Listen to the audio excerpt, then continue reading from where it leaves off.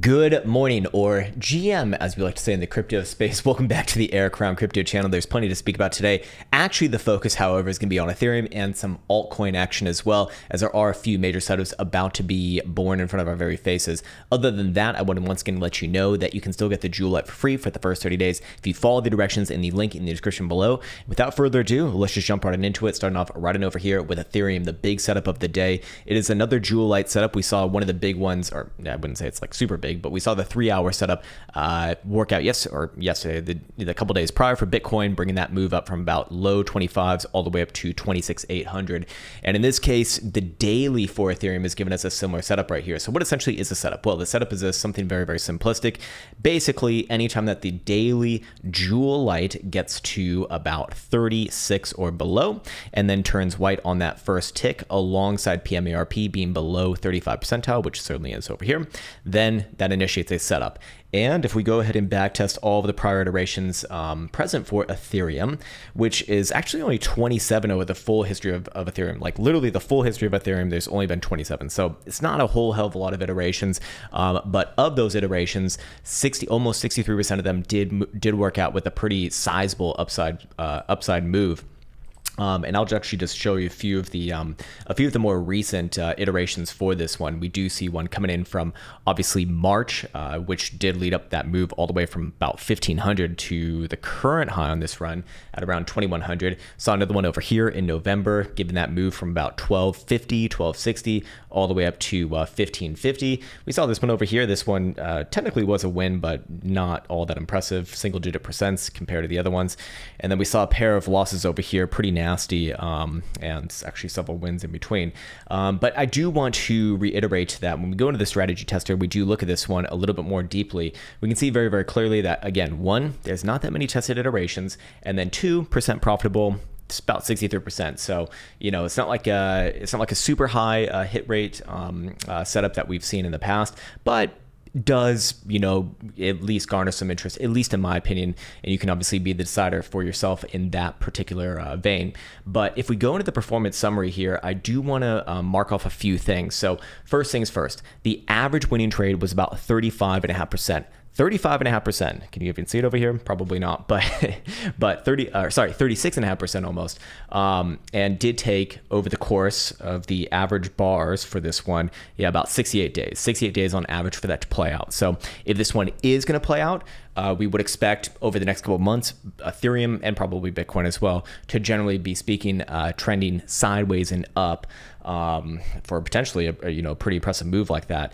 I do want to state that the largest winning trade that we ever saw from this particular setup was more than 100% move, actually, which was rather surprising, as this isn't supposed to be like a humongously powerful signal. But in this case, does have some pretty major winners here.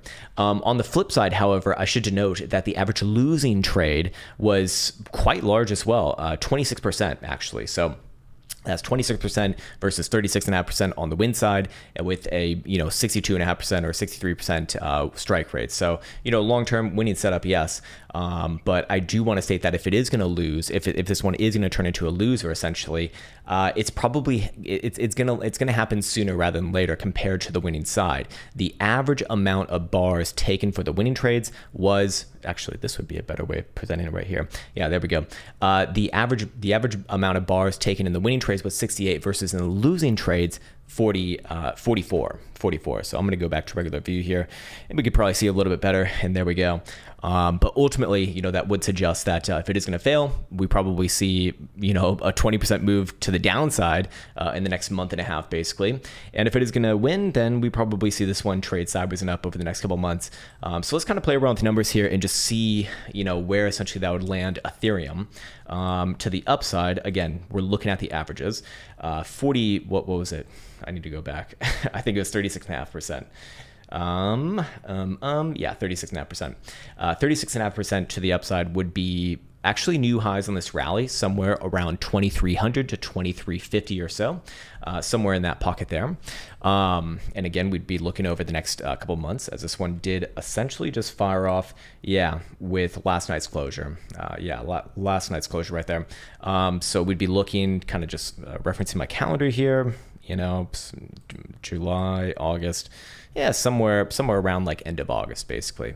And if we are going to be looking at the losing side, well, let's just see what about 20% off a current price action would look like. It's technically like, I think it was like 25, but that would put Ethereum back down around about 1300 actually. And again, if we do see this one lose, probably going to happen in the next month to month and a half, basically. So ultimately, you know, that's kind of what's at stake for Ethereum right here. A big pivot on the current markets, a little bit of a higher probability for an upside resolution. And I thought that was rather important. Maybe you do as well. Anyways, moving on into it, I do want to now reference the HPDR indicator for Ethereum. This is a 12-hour time frame, and could we get sort of like an early indication as to which side is going to win out in this case? Well, for the bears, the biggest and most important region as of right now is going to be about 1630, basically the lows of last week. That is to say that if Ethereum does fall below last week's lows, I'd be looking for a significant continuation, you know, from there, you know, maybe another 20% slide within the next month and a half. By the same token, you know, where do things start to really change around for the blue laws to the upside? Well, that would be above 1900. If you want a little bit of an early indication, then that would be this level right here, the average, which is about 1780. Doesn't really do a whole hell of a lot for the long term, but obviously, you know, one thing before the next, and that'd be the next sort of like green light, I guess. But the big focus is again on about basically 1900, like just below 1900 or 1890, whatever the fuck, you know, in that area right there. Anyways, it isn't all sunshine and rainbows here, because there is one major thing that I did want to mark off on Ethereum. It's actually not in there right now, so it kind of destroys my point, but I did want to highlight that on the 2-week time frame chart over here, you know, Ethereum could theoretically put in a drive of hidden bearish divergence. Now, you know, this would require really Ethereum to come back down on the 2-week time frame below about 1680 and close below there. But yes, we would have, you know, higher highs in the RSI oscillator alongside slightly lower highs on price action right here. So again, you know, another kind of way of judging if the downside does happen. You know, you got 1660 or 1680 on a bi-weekly closure to the downside.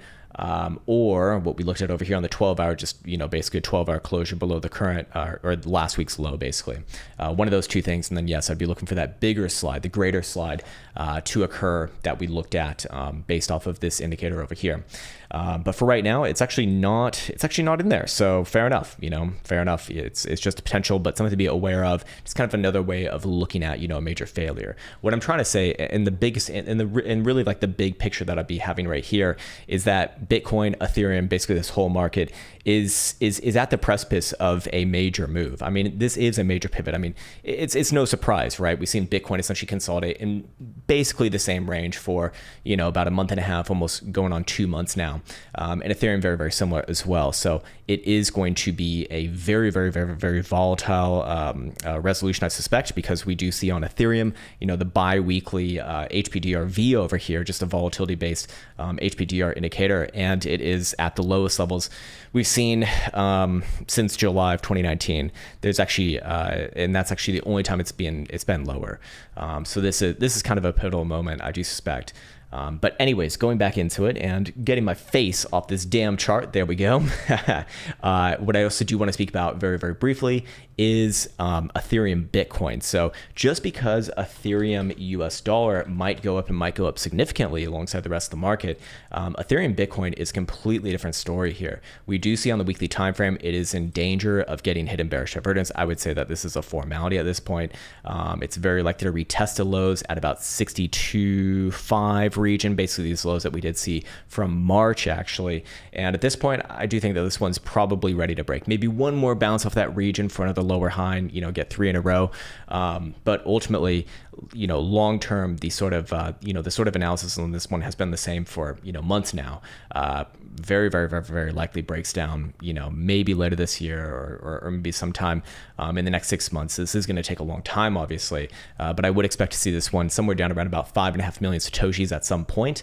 And personally speaking, this isn't necessarily in the charts just yet, but just with the way that, you know, the very high term time frames are starting to set up here, I wouldn't be surprised to see the quarterly, for example, you know, have a much deeper retracement actually. maybe within the course of the next year, 2 years, something like that, finding its way down between the 0.5 and the 618 fib right there. But this is a quarterly chart. These things take a long time to play out, and I still look at this as just a general long-term rejection at a very, very long-term supply level, if you want to tap that as well. But in this case, you can see that that big areas to the upside, obviously going to be about 83 million satoshis. To the downside, basically about 5.5 million satoshis. Anything in between there, not super important for a time frame like this, but as we can see, the lower term time frames in comparison to that are starting to show some more tangible downside setups here. And when we take it one step further, and where I think this becomes a lot more reasonable, is when we look at Bitcoin dominance. We've been looking at this chart for a long time. We've been very, very bullish on this chart, saying that this is a macro low right here, saying that long term over the next few years, probably I'd say next year and a half to 2 years, works its way probably up to 60% plus. I know that there's some other famous analysts out there who have said similar things, but I think that we've been on this one for quite some time, and I don't really have anything to change here. I mean, it's breaking out as of right now. It's breaking out as of last week, basically. I do look for this one to really take a leg up, probably over summer, whether Bitcoin goes up or down, whether Ethereum goes up or down, towards that 50% level. Probably next stop somewhere around 53, 54%, as far as like a weekly time frame goes.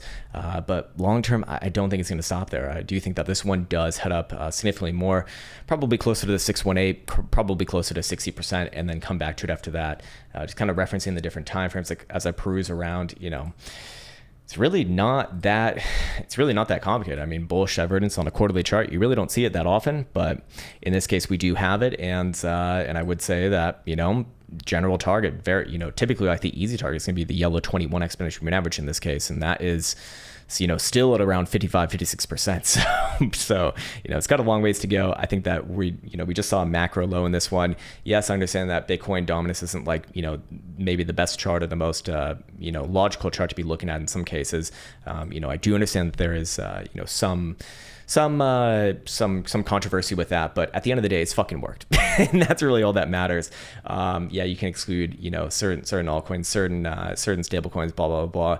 But again, at the end of the day, like if it ain't broke, don't fucking fix it. And for all that it's worth, ever since we started looking at this one on this channel in 2017, 2018, it ain't fucking broken. So I'm inclined to say that generally speaking, altcoin Bitcoin pairings, regardless of whether Bitcoin goes up or down, are not going to be faring all that well versus their Bitcoin pairings. So hopefully, for the altcoin's sake, Bitcoin goes up and then altcoins just don't follow as much, meaning that they go up versus US dollar or maybe hold steady and just lose value versus Satoshis.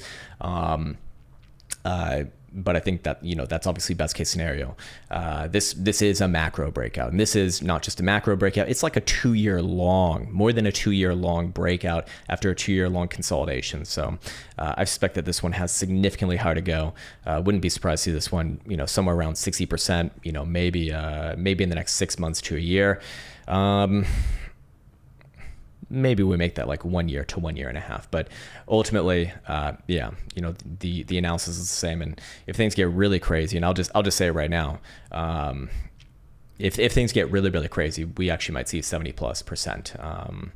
But I wouldn't feel too confident saying that just yet. In fact, I wouldn't feel confident at all saying that just yet. I'd feel confident saying that after the 6% target is met, and then we see where the quarterly closes. At that point, yeah, maybe it does extend significantly further.